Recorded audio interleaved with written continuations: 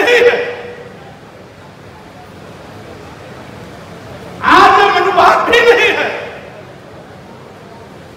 लेकिन फिर भी कुछ ताकतवादी ताकत संविधान के ऊपर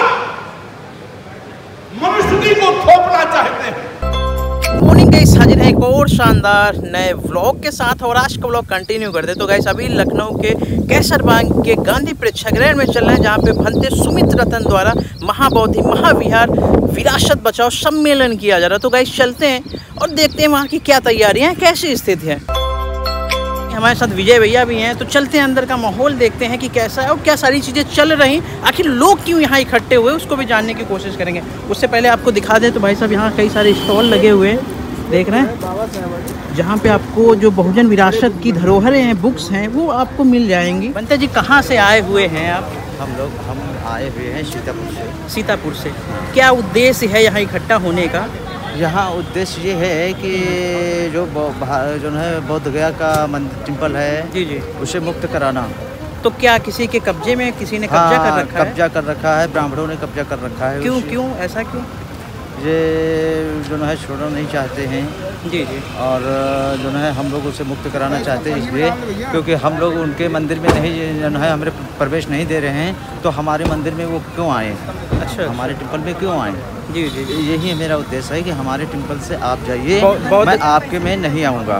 देख रहे हैं भाई साहब, कॉन्स्टिट्यूशन ऑफ इंडिया, वो काफ़ी शानदार डॉक्टर अंबेडकर की प्रतिमा, उसके साथ में घड़ी। कहाँ से आए हुए हैं मनते जी आप? हम आए हैं डिस्ट्रिक्ट इटावा उत्तर प्रदेश। डिस्ट्रिक्ट इटावा उत्तर प्रदेश। हाँ। क्या है, क्यों आप उनको बाहर निकालना चाह रहे हैं? हम उनको नहीं बाहर निकालना चाहते, वो खूब पूजा करें। अच्छा। लेकिन बुद्ध पद्धति से करें। अच्छा अच्छा। अगर उसमें वे शंकर जी को ले जाएंगे, गणेश जी को ले जाएंगे, तो बुद्ध में गणेश जी का शंकर जी का तो कोई मतलब ही नहीं है। जी जी। तो अब उससे बुद्ध लोगों को परेशानी है, क्योंकि तुम तो उसमें भी हमारे में साझीदार बन रहे हो, तो बस साझीदारी हमें नहीं चाहिए। या फिर तुम अपने में मुझको हमारे लोगों को साझीदार कर ले, तो आप करना नहीं चाहते। ये है, इसीलिए इकट्ठा हुए। अभी तो एक जगह हुए, और भी होंगे देश में, कई जगह लोग होंगे इकट्ठे, और उस पर लड़ाई लड़ी जाएगी। कानूनी तौर से भी लड़ी जाएगी और वैचारिक तौर पे भी लड़ी जाएगी। आखिर कौन लोग हैं जो कब्जा करना चाह रहे हैं? और ऐसे इससे पहले भी बौद्ध विरासत को ख़त्म किया गया, उसके पीछे कौन लोग थे? ऐसे कौन लोग? मनवादी लोग थे, और उन्हीं लोगों ने देखियो कब्जा किया, खर्च कर रहे, देखियो नुकसान पहुंचाया है, और तो कोई है नहीं। जी जी जी। और उनके विचारों से हम लोग दबे कुचले हैं। और हमको कभी उन्होंने हिंदू होते हुए भी उन्होंने बराबर दर्जा नहीं दिया, तो हिंदू काय के हैं। जी जी। तो चलते हैं अंदर और देखते हैं कैसी तैयारियां चल रही हैं।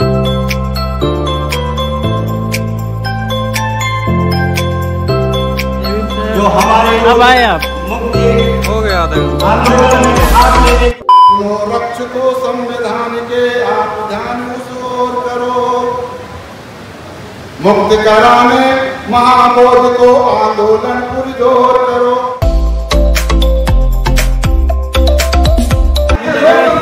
कैसे हैं? बस बढ़िया। आप कब आए? अभी आए?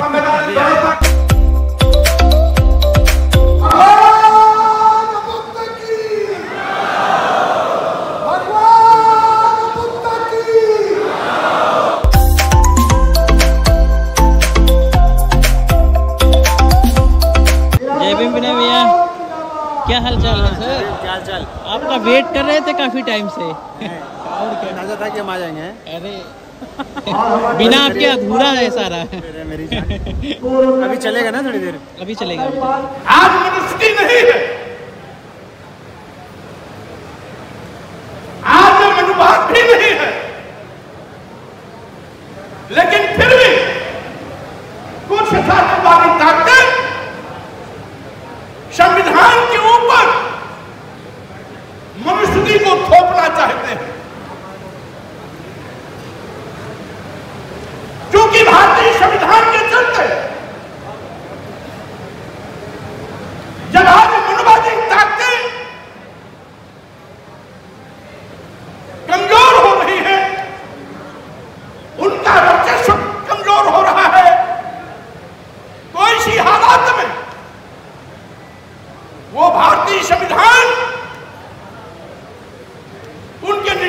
आ गया है।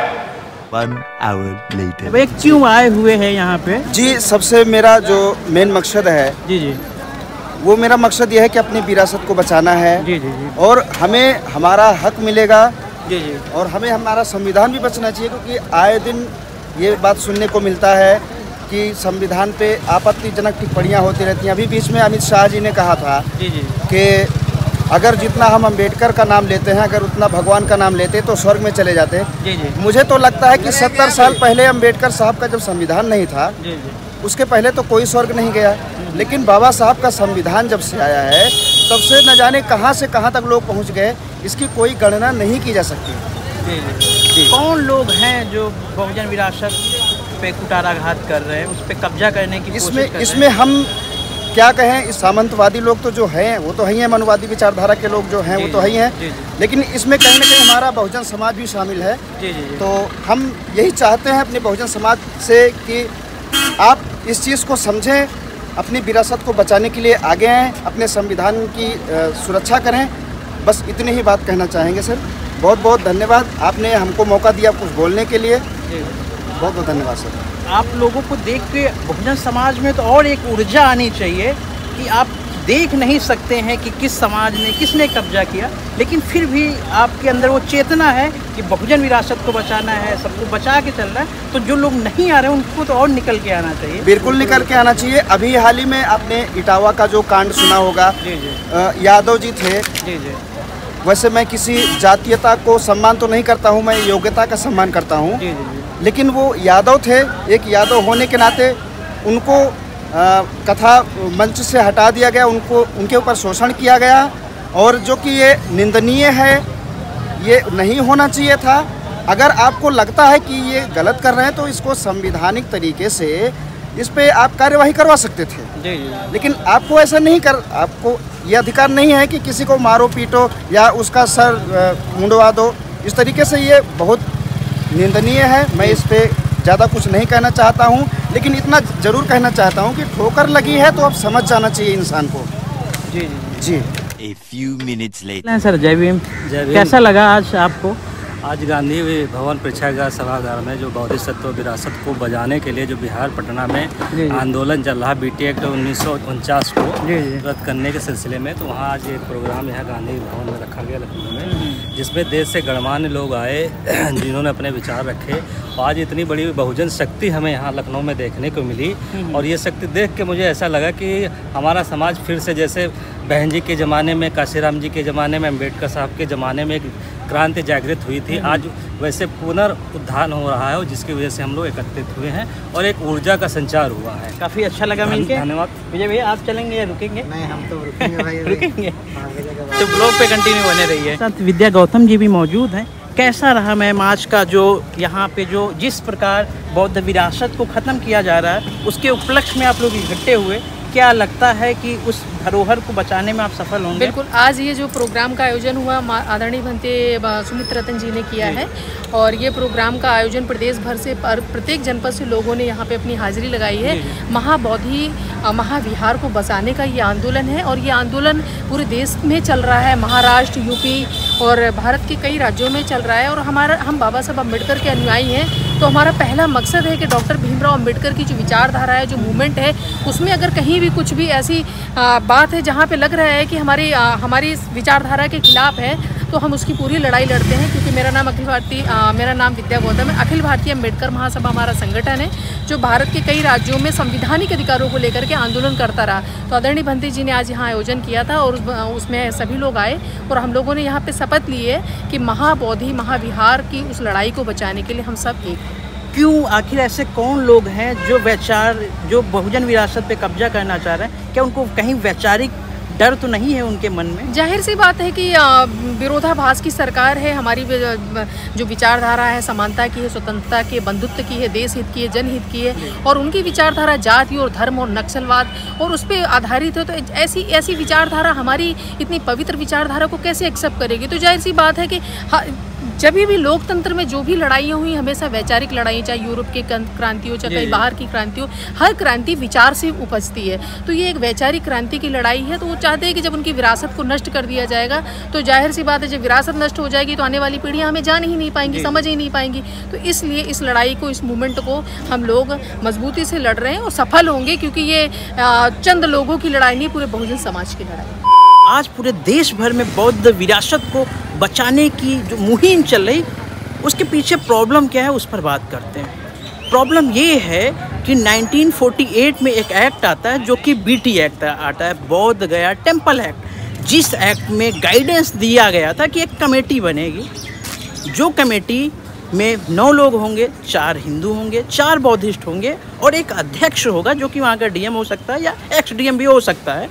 ये 9 लोगों की कमेटी रहेगी जो रेगुलेट करेगी कि कैसे चलेगा, सारी चीज़ें कैसे चलेगी प्रॉपर वे में बौद्ध गया में। अब अगर आप देखेंगे तो कमेटी तो बन गई, 9 लोगों की कमेटी बन गई, लेकिन जो अध्यक्ष हो गए ex-DM या DM या कोई भी अदर पर्सन होगा, तो अगर वो हिंदू होगा तो बैलेंस तो उधर चला जाएगा, तो प्रॉपर बैलेंस नहीं बन पा रहा। प्रॉब्लम यही, जिसकी वजह से जो बौद्ध गया का कंट्रोल है वो कहीं ना कहीं बौद्ध भिक्षुओं के पास नहीं है, उस पर दूसरे लोगों का कब्जा है और वहाँ पे बहुत सारी चीज़ें भी चल रही हैं जिसको लेके बौद्ध भिक्षुओं का मानना है कि बौद्धिज्म, अगर बौद्ध विरासत हमारी है तो कंट्रोल हमारा होना चाहिए, प्रॉपर वे में हम उसको रेगुलेट करेंगे कि वो कैसे चलेगा। अगर आप कॉन्स्टिट्यूशन के आर्टिकल 25 और 26 को देखेंगे तो उसने डायरेक्शन दे रखा है कि अगर आप कोई रिलीजन है तो उसको सुपरवाइज उसी रिलीजन के लोग ही करेंगे, कोई दूसरा उसको सुपरवाइज नहीं कर सकता। जैसे अगर आप हिंदू हैं तो आपका जो इंस्टीट्यूशन होगा, हिंदू धर्म के जो भी इंस्टीट्यूशन होंगे उस पर कंट्रोल हिंदू धर्म का होगा। ठीक, अगर आप मुस्लिम हैं तो आपके जितने भी इंस्टीट्यूशन होंगे उस पर कंट्रोल आपका